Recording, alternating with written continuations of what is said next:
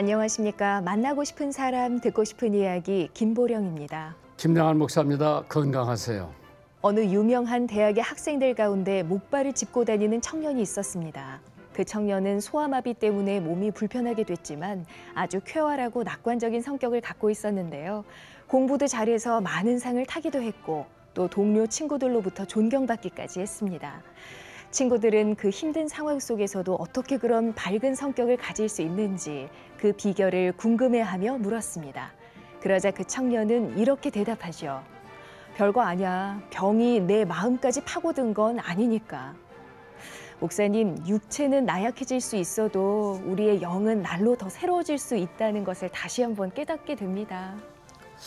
사실 장애가 있다, 태어나면서부터 있는 사람이 있고 도중에서 어떤 사고로 정말 목 밑에서부터 못 쓰는 사람들이 예를 들어 수영하다가 다이빙하다가 목뼈가 부러졌거나 교통사고로 그렇게 당했는데 그거를 극복하고 성한 몸 가지고 있을 때보다 더 사람들에게 인정을 받고 하나님 앞에 사랑을 받는다고 하는 것은 참 축복 중에 축복 같아요. 그래서 범사에 감사하라. 어떠한 환경에 있어도 저절로 된 게 없어. 참새 한 마리가 땅에 떨어져도 하나님 모르는 가운데 떨어진 거 하나도 없어. 하물며 만물의 영장 사람을 어떤 어려움을 당했을 때 하나님이 모르고 계실까? 내가 보기에는 알고 계실 것 같은데 그 사람이 어떠한 태도로 이것을 대하느냐가 중요할 거예요. 만나고 싶은 사람, 듣고 싶은 이야기. 오늘은 신한대학교 강성종 총장님을 만나봅니다. 안녕하세요. 안녕하세요. 먼저 극동방송 가족들에게 소개와 인사 말씀 부탁드립니다. 이렇게 귀한 자리 이렇게 불러주셔서 감사합니다. 제 소개를 한다면은 저는 좀 질그릇 같은 사람이 되고 싶습니다. 질그릇이라면은 그 전까지는 제가 주인이었습니다. 그릇의 주인이었는데 그러다 보니까 제가 먼저 되고 제가 대접받고 싶고 제가 특별하게 되고 제가 모으고 싶은 것을 담고 싶은 거. 근데 이 주인이 바뀌었어요. 질그릇이 되다 보니까 주인이 내가 아니라 하나님이 되더라고요. 하나님한테 어떻게 쓰여지는 거. 아니 그렇게 바뀌게 동기가 언제예요?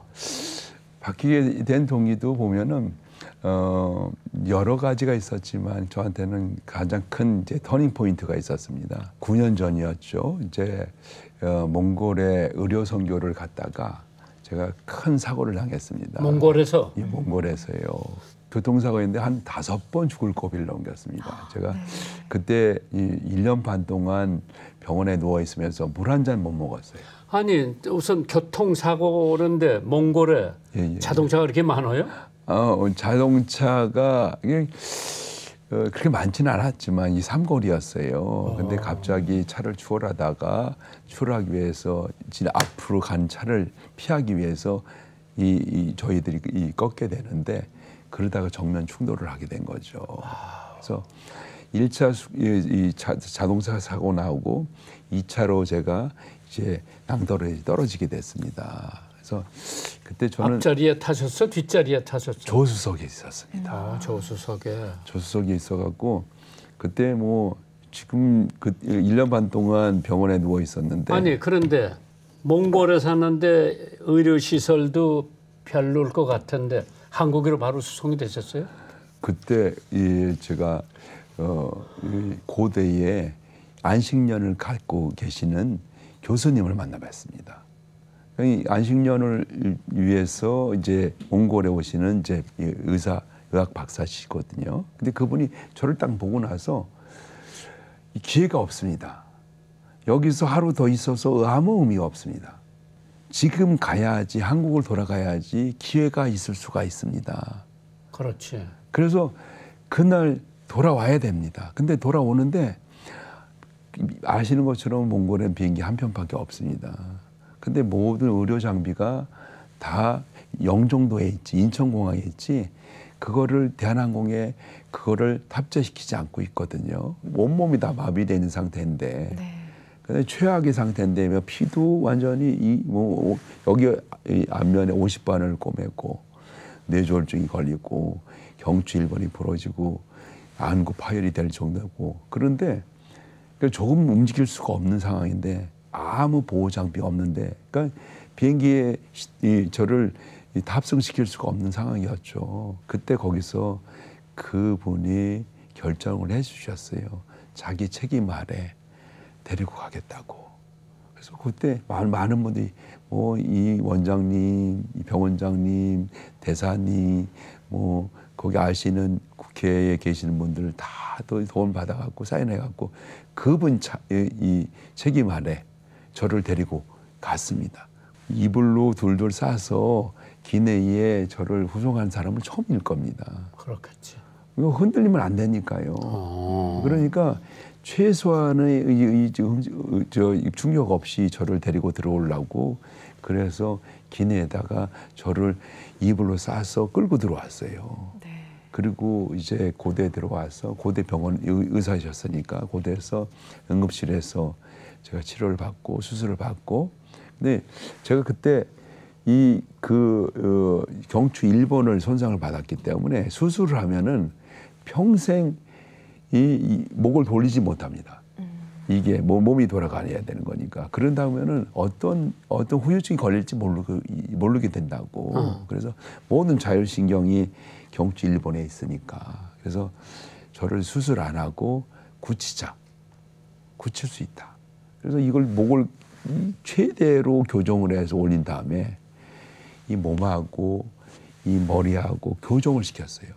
그러니까 프랑키슈타인처럼 여기다 대놓고 쇠로 해가 고정을 하고 그 다음에 나사로 이 머리를 이거를 교정을 시켜갖고 제가 6개월 동안 가만히 있었어요. 눈동자만 왔다 갔다 할 정도로. 왜냐하면 굳어야지 제가 다른 데로 이송될 수가 있으니까. 그래서 1년 6개월 동안 이렇게 누워 있다가 이 굳었어요. 하나님 은혜로. 그래서 이 서울대 병원에서 제가 심혈관 센터로 후송이 됐는데 거기서도 요만한 구멍으로 물을 먹고 말을 할 수가 있었어요. 1년 반은 아무것도 못 먹었어요. 제가 이 고줄로 안 돼서 목을 절개해서 목에다가 튜브를 집어넣고 안 돼서 직관을 집어넣고 그렇게 있어서 뭐 한 2달 사이에 한 40kg 이상이 빠졌습니다. 아니 그렇게 됐을 때 가족, 사모님, 애들, 친구, 동생 이런 사람들은 어떻게 생각했어요? 다들 죽었다 그랬죠. 그렇겠죠. 예, 다들 죽었다 그랬는데 제가 살 수 있었던 거는 저는 기도라고 생각합니다. 어머니 기도가 처음에 6개월이 제일 중요하거든요. 그 6개월 동안 제가 30분을 제가 진통제 없이 견딜 수가 없었습니다. 너무 아파서. 그러니까 압이 올라가고 눈이 튀어나오는 것 같고 그냥 이 머리가 빠개지는, 터지는 것 같은 그런 느낌이 있었습니다. 근데 아무도 면회가 안 되는데 어머니만 제 면회가 됐어요. 근데 어머니가 오셔갖고 저를 위해서 기도를 해주시는데 이제 팔순이 중반이 되시는 넘으신 어머니가 아들을 살리겠다고 50대는 아들을 살리겠다고 그냥 기도를 하시는데 조용히 기도하시겠습니까? 그 병동이 떠나갈 정도로 의료진들이 다 와서 기다리고 있어요. 누구도 말을 막지 못하는 거예요. 어머니가 그냥 눈물로서 통성으로 해서 기도를 하는데 그냥 침대를 자꾸 흔들면서 눈물로 기도하시니까 침대가 들썩거리고 근데 이상하게 그때 1시간 기도하는 그 1시간 누구보다도 회복되는 걸 느낄 수가 있어요. 고통이 사라질 수 있고 그렇지. 힘이 생기고 어머니가 돌아가면서 그러시는 거예요. 다음에 올 때는 신유에 능하신 목사님을 모시고 오겠다고. 그래서 내가 어머니 그러지 마시고요. 저한테는 어머니 기도가 최고입니다. 하나님이 살아계시는데 어머니가 그렇게 기도해 주시는데 아들을 살리겠다고. 아니 그때는 아버님 살아계셨어요? 아버님 계시죠. 근데 아버님 계시는데 아버님 몸이 불편하셨기 때문에 아버님 못 오시고 어머님이 오셔갖고 기도를 해주셨어요. 그게 저한테는 정말로 이 하나님의 역사, 제가 살아갈 수 있을 수 있는 다음번에 새로운 기회를 주실 수 있는 게 저한테 어머니의 기도라고 생각합니다. 그때는 우리 총장님이 총장 하셨어요? 그때는 제가 이사장으로 있었죠. 이사장으로 있었고 예. 다른 데 활동을 하셨죠? 다른 활동을 하고 있었죠. 예. 몇 달 만에 적어도 지금처럼 이렇게 걸어다닐 수가 있었어요? 제가 1년 반이 넘었죠. 그러니까 그때 서울대에서 그 말씀을 해주세요. 세 마디를 해주셨어요. 첫 번째는 죄송합니다. 최선을 다했습니다. 더 이상 해줄 게 없습니다. 아니 제가 첫 번째 이게 왜냐하면 1년 반 동안 이게 식도가 감겨 있으면은 열 수가 없어요. 왜냐하면 우리가 주먹을 쥐고 있으면은 이 6개월 만에 이게 회복이 돼야지 주먹을 필 수가 있는 것처럼. 근데 이 식도는 1년 안에 이게 열려야지 열릴 수가 있거든요. 근데 1년 반이 넘고 2년으로 가는 사이였어요. 그러니까 아무리 안 돼요. 1년 반 동안 서울대에서 발끝에서 머리끝까지 다 해줬는데 전혀 아무것도 할 수가 없었습니다. 그래서 거기서는 마지막으로 죄송합니다. 최선을 다했습니다. 더 이상 해줄 게 없습니다. 근데 그 1년 반이 지나고 나서 기적이 일어났습니다. 제 목이 열리기 시작했습니다. 그래서 6개월 동안 이제 제가 재활 운동을 했는데 첫 번째 바둑알을 하나씩 잡아서 옮기는 것부터 시작했어요. 걸어 다닌다는 건 생각도 못 했어요. 그때도 그랬죠. 다시는 못 걷습니다 얘기했는데 2년 되니까 좀 괜찮아져 갖고 자 이제 몽골 다시 한번 가자. 왜냐면 몽골에서 저를 기다리는 사람들이 너무 많았기 때문에 마무리할 것을 못했기 때문에 그래서 휠체어를 타고 제가 몽골을 다시 들어갔어요. 몽골에 있는 친구들이 다 죽었다 생각했죠. 저를 보고 나서 너무 기뻐하는 거예요. 제가 그래서 자 내가 큰 사고가 나지 않았으면은 이렇게 빨리 올 텐데 너무 큰 사고가 났었다. 내가 사고 나기 5분 전에 안전벨트를 풀었기 때문에 이렇게 큰 사고를 났었다. 그 얘기를 하니까 한 분이 웃으면서 사진을 가지고 오시는 거예요. 네. 자동차 처리한 사진인데 사고 처리를 했는데 제가 타고 있었던 그 제 자리가 정말 폭탄 맞은 것처럼 없어요. 완전 그 무쇠가 그냥 뻥 뚫려 버렸습니다. 네. 만약에 그때 제가 깨닫게 됐습니다. 안전벨트를 5분 전에 풀었기 때문에 이렇게 큰 사고가 난 게 아니라 안전벨트를 풀지 않았다면은 그 자리에서 사지가 찢겨나가고 즉사했을 거다. 그 순간에 야 하나님께서 5분 전에 나를 또 살리셨구나. 근데 내가 그걸 깨닫기 1년 반, 2년 될 때까지는 그걸 깨닫기 전까지 2년 전까지는 많이 원망했죠. 하나님한테. 이 목사의 아들이 그래도 봉사하려고 의료 선교하려고 몽골까지 갔는데 이렇게 최악의 사고를 만들어 주셨나. 그 사진을 보고 나서 하나님이 야 내가 그렇게 원망하고 한탄했었는데 아무 말씀 안 하시고 끝까지 기다리셨구나. 내가 깨달을 때까지 그 사진을 볼 때까지 하나님께서 끝까지 기다리시고 나를 내가 그거를 깨닫기 때까지 그때까지 기다려주고 그 다음에 저에 대해서 모든 은혜로서 함께 해주셨다. 그때 딱 50이었거든요. 52이 됐죠. 그러니까 50이 사고 났으니까 하나님을 그동안은 머리로만 알았다. 그러니까 믿음을 가졌고 믿음을 안 가졌다면은 뭐 하나님을 저주하고 주변 사람들 저주하고 그 자동차 운전한 사람 상대방에서 다 저주했을 텐데 그런 생각은 없었죠. 그런 생각은 없었죠. 그러니까 살아 있다는 것만 해도 저 감사했죠. 그렇지만 이거 다들 5번을 제가 죽을 뻔했다 그랬으니까 그 고비를 통해서 그러니까 살 수 있었다는 건 감사하지만 그래 속으로도 왜 나한테 이런 시련을 주셨을까? 그렇지 않아도 내가 하나님의 그 말씀대로 살려고 그렇게 노력하고 있었는데 그래서 아까 말씀드린 것처럼 제가 그동안에 질그릇이다. 내가 주인이었어요. 내 인생의 주인은 나였어요. 그러나 하나님은 내 옆에서 나한테 그냥 박수 쳐주시고 축복해 주신 분으로만 알고 있었고 내가 원하는 거, 이 그릇처럼 내 질그릇이 정말 내가 돋보이고 싶었었고 내가 집어넣고 싶은 거고 내가 모으고 싶은 것만 다 집어넣었어요.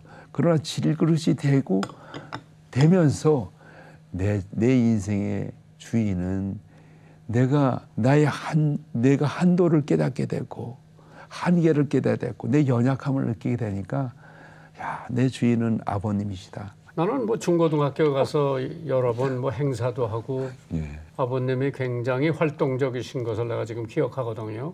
아버님이 이제 1953년에 군목에서 전역하시고 첫 번째로 동두천에서 이제 사역을 시작하셨어요. 그때 텐트 3개로 시작을 하셨어요. 근데 텐트 3개가 미군들이 이제 빌려준 그 텐트, 그 천막 텐트를 가지고 3개가 시작돼 갖고 거기서 교회가 시작됐고 교회가 돼 갖고 교회도 아버님 개척하셔서 18개 교회가 됐습니다. 그리고 그때 미망인들을 위해서 전쟁 미망인들과 전쟁 고아들을 위해서 시설들을 만들었어요. 근데 시설만 있는 뿐만 아니라 교육이 필요하다. 그래서 초등학교 같은 경우는 국가하고 같이 해갖고 초등학교를 설립해 주셨고, 그다음에 중학교, 고등학교 같은 경우는 그거는 이제 우리 아버님께서 역할을 하셔갖고 중학교, 고등학교.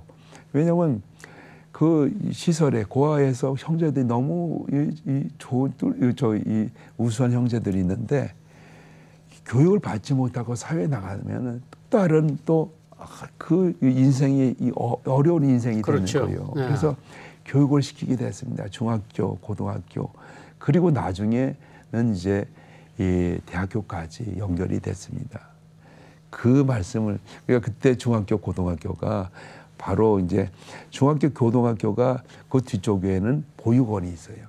시설이 있었기 때문에. 글쎄 그때 뭐나 인상이 뭐 참 그 촌에 좋은 학교를 세우셨는데, 그럼 저 대학으로 지금 성격이 돼서 그 대학의 특징이 있다면 뭐가 있어요? 저는 우리 대학교가 하나님의 성전이라고 생각합니다. 네.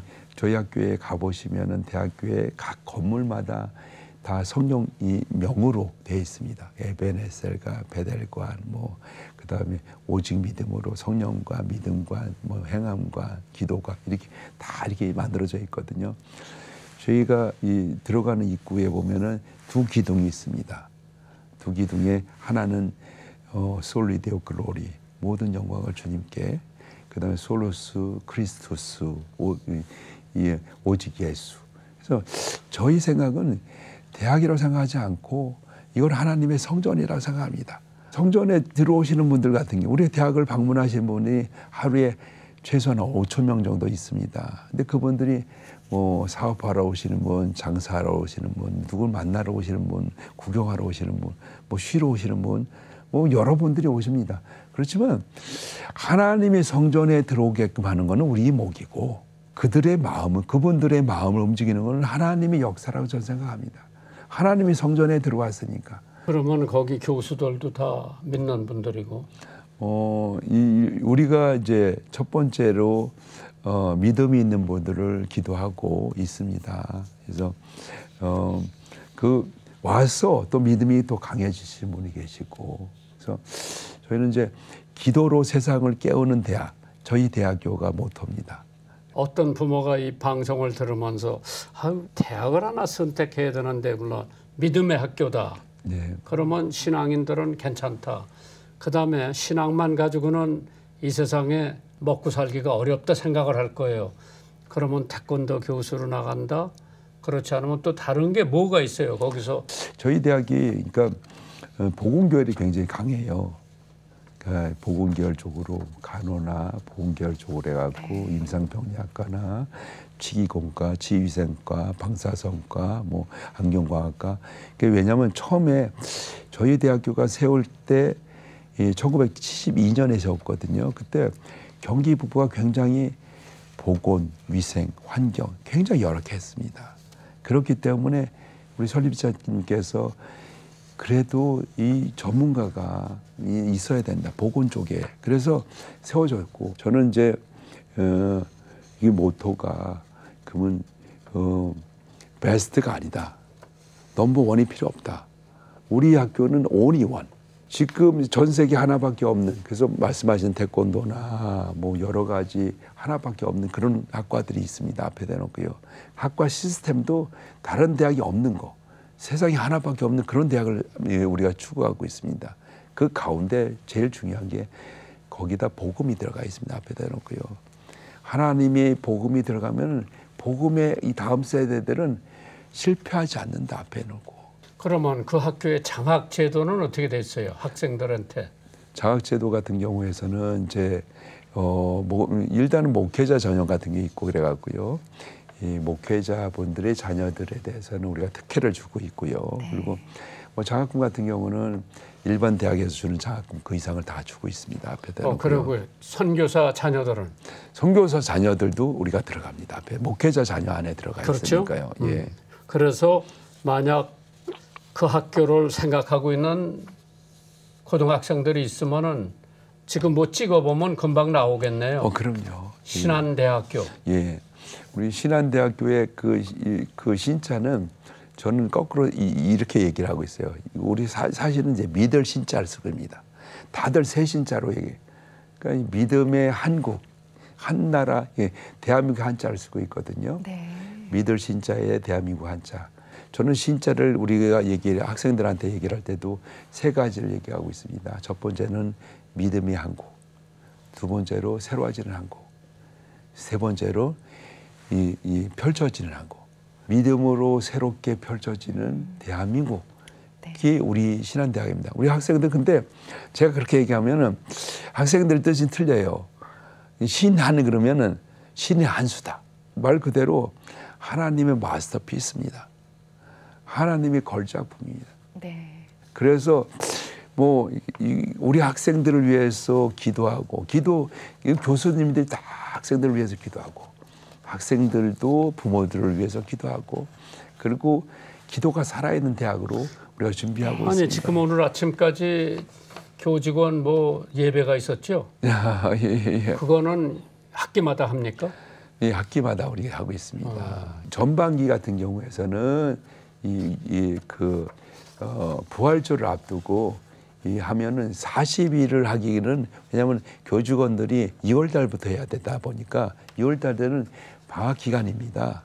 그러면 교직원이 나오기가 힘들어요. 네, 외국도 그래서 좀 짧은 기간으로 그래서, 기도회를 또 그렇죠. 열고요. 그래서 예. 40일이 아니라 4주. 왜냐하면 이제 학기가 딱 시작하자마자 4주면은 충분히 이제 부활절하게 준비할 수 있는 시간이 되고 2학기 같은 경우는 이제 40일 기도. 그 40일 기도하는 거는 이제 추수감사하고 그리고 성탄절을 기념 그걸 맞춰서 준비하는 게 40일 기도를 하고 있습니다. 참 대단해요. 예. 우리 총장님이 예. 기도 제목 하나 있다면은 우리 청취자들이 이 대학을 위해서 기도해 드릴 텐데 기도 제목이 꼭 하나만 하려면 뭐가 있으세요? 이번에 저희 대학교에서 귀한 토라 성경을 기증받았습니다. 그래서 이 토라 훌륭한 거네요. 그렇죠. 이 토라 성경을 그냥 전시하고 그냥 박물관에 박제하라는 뜻이 아니라 저는 하나님의 역사를 체험할 수 있는 살아있는 역사를 체험할 수 있는 그 시간이 되라라는 의미를 생각했습니다. 그래서 이번에 10개 시군이 6,000개 경기 북부에 6,000개 교회가 있어요. 예. 그래서 1년 동안 그거를 순회할 겁니다. 순회하고 그리고 마지막에 DMZ에서 예배를 드릴 겁니다. 그러니까 제가 생각했을 때 하나님께서 왜 우리한테 토라 성경을 주셨나? 또 마창을 생각해 보니까 저희 학교에 12만 평의 땅이 있습니다. 부지가 파주에. 20년 전에 하나님께서 예배해 주셨어요. 파주로 가야 되는 제2 캠퍼스는 있었는데 동두천으로 우리가 바꿔주셨어요. 한복대학교가. 그래서 이 20년 전에 이 캠퍼스가 남았는데 부지로 12만 평이 있는데 이걸 뭘로 사용할까 생각하고 있다가 토라 성경이 딱 오는 걸 보고 나서 야 이거 하나님의 뜻이구나. 정말 이 12만 평에 대해서 세상에서 가장 아름다운 성경 박물관을 거기다 져야겠구나. 기도로 또 가득 채워지고 은혜 충만한 그런 캠퍼스 되기를 저희도 기원합니다. 네, 지금까지 만나고 싶은 사람 듣고 싶은 이야기 강성중 총장님과 함께 이야기 나눴습니다. 오늘 함께해 주셔서 감사합니다. 감사합니다. 한 주간도 주님 안에서 평안하시기 바랍니다. 만나고 싶은 사람 듣고 싶은 이야기 저희는 다음 주 이 시간에 다시 찾아뵙겠습니다. 감사합니다. 감사합니다.